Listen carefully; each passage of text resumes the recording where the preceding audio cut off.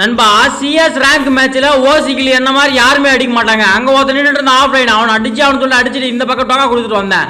நம்ம டீம்மேட் ஃபுல்லா டேமேஜ் கொடுத்துருந்தானுங்க. இதெல்லாம் சாக்கா அப்படின்னு சொல்லிட்டு பட்டுன்னு ஒரே புல்லட் தான் முடிஞ்சு போச்சு, அவ்வளோதான் முடிச்சாச்சு.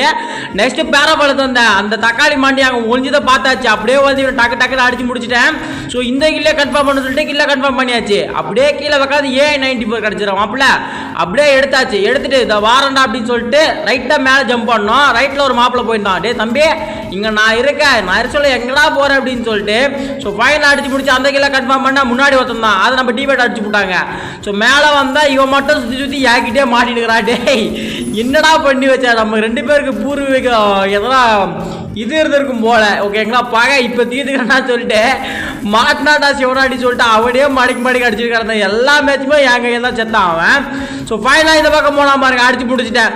ரைட்டாக கைப்பிள்ளை சொல்லிட்டு இந்த பக்கம் ஓப்பன்லேயே வராடு. அப்போ தான் நான் மறுபடியும் மீண்டும் மீண்டுமான்ற மாதிரி இருந்துச்சு. ஸோ ஃபைனலாக டவுன் பண்ணிட்டு பூயா வாங்கிட்டோம்.